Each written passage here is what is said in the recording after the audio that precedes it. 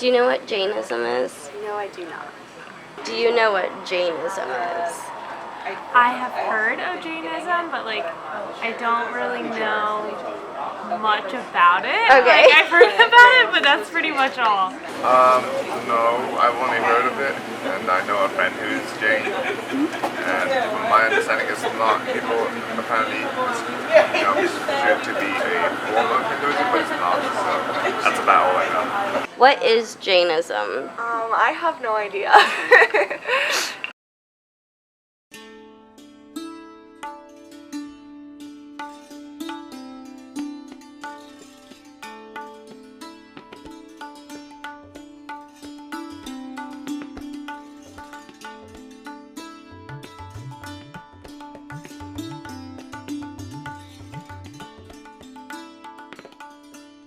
Jainism developed from northern India around the 5th century BCE. Jainism centers around 24 jinas, which are spiritual leaders that are considered omniscient and also enlightened, and their purpose is to fully embody the principles of an ideal Jain. The most recent jina was Mahavira. Mahavira was said to be born by King Siddhartha's wife, Trisala. As Mahavira was sent down to the earth by the gods as an ornate being, he was on a path of asceticism early on in his life. Asceticism is the manner of life, practices, or principles of an ascetic trying to attain a high spiritual and moral state by practicing self-denial or abstaining from material satisfactions. Along with this practice, Jainism touts that there are 5 key stages Mahavira went through in his process as a jina that the other jinas also went through. These 5 stages are conception, birth, renunciation, enlightenment, and liberation from the birth, death, and rebirth cycle. There are 2 main branches of Jainism in India today. The first branch is Shvetambara Jainism that comes from northwest India, and the second branch is Digambara Jainism that comes from southern India. And both of these branches ended up diverging from one another because of textual differences, which we'll talk about soon. Both branches believe that there are 24 jinas per cosmic age, and right now we're currently in a waiting period of about 23,000 years before we are able to see the next jina who will come to guide the Jains.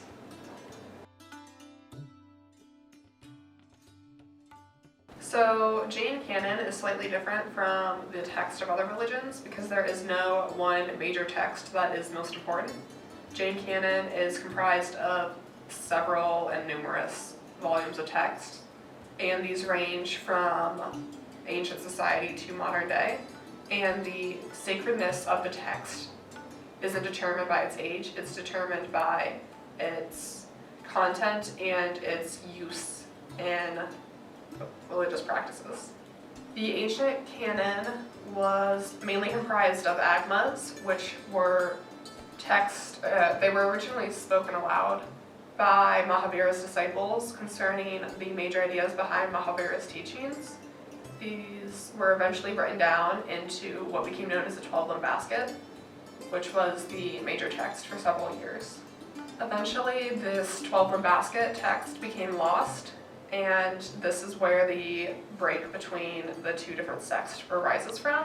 So the Shvetambara sect decided to get all of the senior ascetics and leaders in the religion together to try and get them to remember everything that they could from the 12-limb basket and recreate it into a new text. Today they have 3 different categories of their text. These include the 12-limb basket, the Purva, which is the tradition of lost scripture, and another category that is divided up into 5 subcategories of the ideas of later scholars. The Digambara sect believed that you couldn't recreate the 12-limb basket since it was lost, so instead they took the major ideas and the major philosophies from this and reworked it into their later works. And today there are 4 different categories of Digambara text.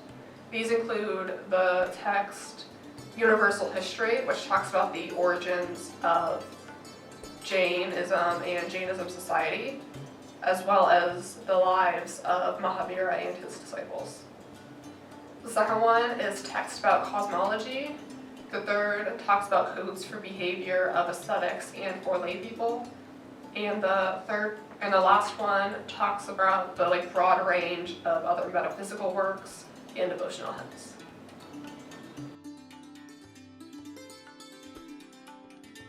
so the main belief of Jainism is that of karma. Karma is a physical matter that permeates the universe and sticks to the soul. Samsara is the birth and death of the physical body followed by rebirth, and because of karma, the soul gets trapped here. Although karma sticks to the soul, it is unable to do this alone. The only way for samsara to happen is with kashaya, which basically means passion, and this includes anger, pride, deception, and greed. Not all karma is bad karma, as it can have both pleasant and unpleasant results. But no matter what kind of karma it is, the soul gets trapped in samsara. Jains do believe in liberation from their bondage of rebirth, and they try to control the amount of karma that attaches to their soul through their religious practices. The ultimate belief is the steps they need to take to relieve their karma, end samsara, and achieve nirvana. Nirvana is the release from the birth cycle, and in comparison to other religions, Jainism does not believe in a creator or God, and is often described as an aesthetic rather than a religion. They also believe that the cosmos was not created and is eternal. They believe in heaven and the divine living in heaven. They do not call them gods, as every soul has potential to become perfect and to reach nirvana. The people who reach this state are worthy of devotion, but are not considered to be gods that require worship. They also are not inferior to others and do not rule heaven. So, common features of worship for Jainism, it's usually directed more so at the ascetics, and they put less of an emphasis on congregational worship and more so on individualistic. Another important form of worship for them that they like to incorporate is known as the Mashka Marg, and this is known as their path of liberation. Ascetics are believed to actually have gone further down this path, which makes them more sort of spiritually pure in the Jainism's eyes.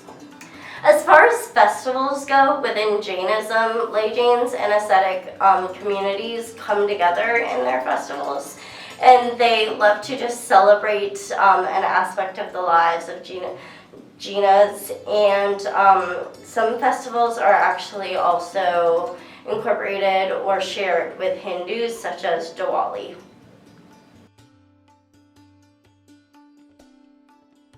My name is Krupa Shah. I'm a first year at Capital University. I'm from a little suburb of Cleveland called Twinsburg, Ohio, and I am a Jain.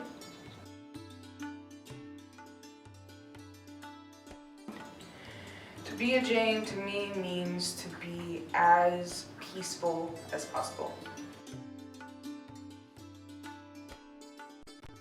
Every morning I do like to wake up and just kind of have a conversation with myself and tell myself that today I am going to not only serve my God but myself. That's not really a practice, it's just something that I've developed to feel one with God. And in Jainism, it's kind of like as long as you feel at peace with what you're doing and with like one with God, then you're doing what you need to be doing. Definitely a lot of challenges because I don't really have anyone breathing down my neck to follow everything as strictly. So, you know, we have 5 days out of the month where we're not really supposed to eat any vegetables and any bread or anything, basically, just mostly lentils and stuff like that. And I'm not as strict on it here. So it's been a little hard to practice that part of the religion for sure.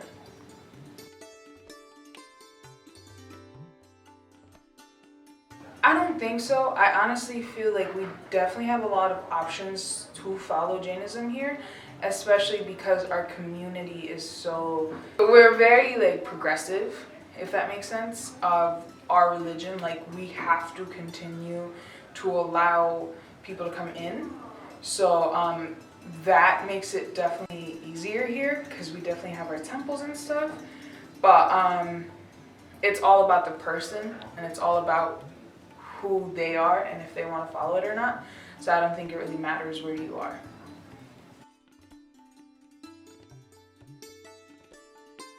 At Capital? Yeah. No. First semester I knew my sister, but she graduated, so after that I'm the only one here.